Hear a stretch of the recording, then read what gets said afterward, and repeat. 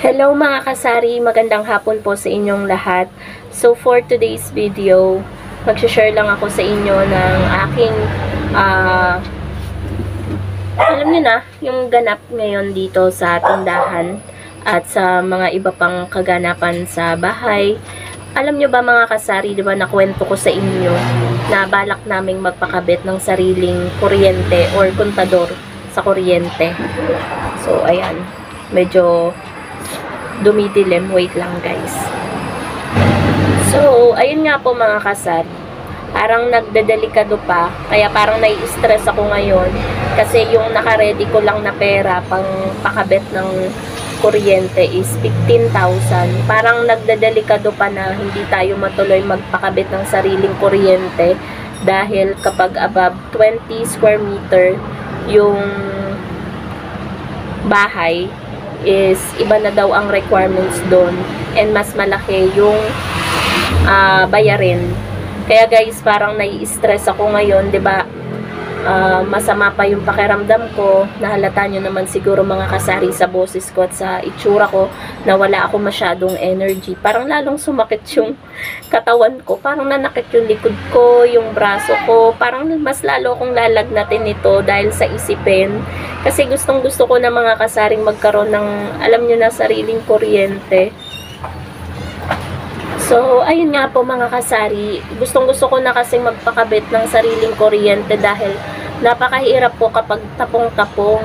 Alam niyo yung pag wala yung tapong ng isa, hindi makukumpleto yung pinakakabuuang bayad sa kuryente. Ayoko na kasi, ilang taon na kasi akong nai-stress mga kasari, lalo ngayon. Yung last bill namin is 5,655. Sobrang laki. Ngayon lang kami nag-bill ng ganong kalaki dahil nga may talipa pa na nakakabit pa. Yung dating pwesto ni mother, meron dong nag-uupa. Kaya lumaki din talaga yung bill namin sa kuryente. Pero kung mga kasari may sarili kaming kuryente, siguro tanggap pa namin kung magbibil kami ng 1.5 ganyan. Pero tingin ko hindi aabot ng mga ganyan yung bill namin mga kasari dahil hindi naman kami gumagamit ng rice cooker, hindi kami namamalansya, hindi kami nagti-TV. Ang gamit lang namin itong rep sa tindahan, 2 electric pan, tsaka yung ilaw. So yun lang yung talagang mga appliances namin. Minsan nakakagamit kami ng air fryer. Pero alam ko ang air fryer, hindi naman daw yan masyadong malakas sa kuryente. Kaya gustong-gusto ko na mga kasaring magpakabit ng sariling kuryente nga. Kasi nga, yun yung reason ko para hindi na rin ako ma-stress. 'Di ba? Ang kaka-stressan ko na lang is yung sarili naming bill, kung paano babayaran, 'di ba mga kasari?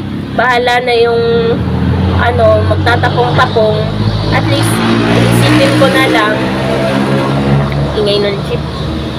At least iisipin ko na lang yung sarili naming bayarin, di ba? Ilang taon na rin naman akong nag-aasikaso ng bill namin lahat dito kasi isang kontador lang kami, 4 na bahay, tapos may isang talipapa. Kaya ayun, wait lang mga kasari, bumuhos lang ang ulan. Ayan o, ibababa ko lang yung kailangang ibaba. Meron lang pong nagpa-Gcash mga kasari, nagpa-cash in.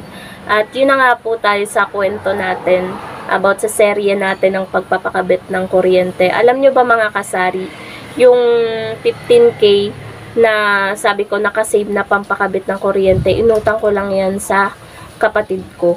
Kasi nag-loan siya. Kahapon lang niya binigay yung 15K. Kaya talagang inaano ko na sana mababa or pasok sa budget yung pagpapakabit ng kuryente. Kasi ngayon lang talaga yung budget natin. And kaya nga ako na-stress.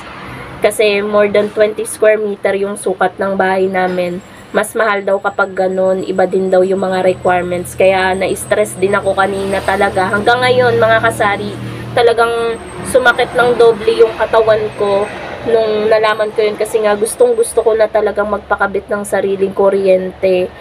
Para less isipin every month, 'di ba? Iisipin ko na lang yung sarili kong bayarin. Tapos, matututo tayong magtipid ng kuryente kasi nga, sarili na natin yung bill, 'di ba? Sarili na nating kontador, sarili na nating kuryente. Malalaman din natin kung magkano talaga yung kinokonsumo natin every month. Kaya yun talaga guys yung pinaka-purpose ko. Alam nyo ba yung 15K na inutang ko sa kapatid ko? may naipon na akong 5K. So, bali 10K na lang yung utang ko sa kanya kapag kinuha niya yung 5K. So, sabi niya, hindi niya na naman kailangan pa ng pera, matagal niya pa kailangan. So, makakapag-ipon pa ako mga kasari ng pambayad sa kanya. Kaya, ayun, super thankful din ako dun sa kapatid ko kasi siya yung nag-insist. Kasi nga, nauna siyang magbalak talagang magpakabit ng kuryente. Sabi niya kung gusto kong sumabay, ganyan. Tapos papahiramin niya din daw ako ng pera kasi alam niya na hindi naman kayang kung magpakabit ura-urada talaga ng sariling kuryente. Kaya ayun, talagang ginrap ko yung opportunity na yun pag-i-insist niya na papahiramin niya ako kasi alam ko naman sa sarili ko na mababayaran ko siya and ipuporso ko talaga na mabayaran yun. Kasi ako guys yung tao na kapag nangungutang, minsan lang kasi ako mangutang and hindi ko rin ugali talagang mangutang. May dumaan lang guys. Ay, yan yung masakit sa tenga eh. Yan din yung dumaan nung nakaraang vlog ko. So kung hindi naman siya nag-insist, hindi naman ako guys na mangutang sa kanya kasi alam ko single parent din kasi lang yung kapatid ko and meron siyang isang pinapaaral na magka-college na, kaya ayokong manghiram kasi ang hirap magpaaral mag-isa and yung anak niya naman hindi sinusustentuhan ng father niya, minsan lang mabigyan as in bihirang-bihira. Kaya ayun, ugali ko kasi talaga na hindi mangutang or hindi, alam niyo yun, hindi humingi ng tulong kahit sa pamilya. Kung hanggat kaya kong i-provide, ganyan, kaya kong ipunin, iipunin ko. Kaso nga lang, eto, kasi sabi niya kapag magkasabay, mas makaka-discount pa. Kaya, pinurso ko na rin yun, guys. Kaso nga, sa kasamang palad, kanina nag-chat sa akin yung kapatid ko, pinapasukat niya yung sukat ng bahay. More than 20 square meter nga. So, sana magawa ng paraan. Sana pasok sa budget or kahit hindi pasok sa budget, magawan ko ng paraan para magkaroon na tayo ng sariling kuryente mga kasari. Pasensya na mga kasari sa aking boses kasi nung isang araw pa talaga masama ang aking pakiramdam.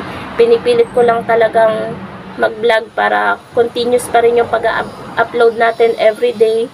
Ayan, yung vlog natin ngayon is connected naman siya sa sari-sari store kasi kapag nagkaroon na tayo ng sariling kuryente, yung kuryente na makukonsumo ng tindahan, kasama sa konsumo yan ng bahay.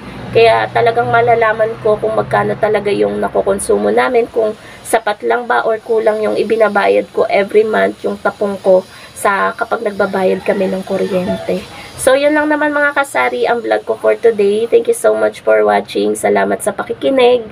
And, ayan, keep safe po sa inyong lahat. Alagaan ang sarili para hindi magkasakit. Bye guys!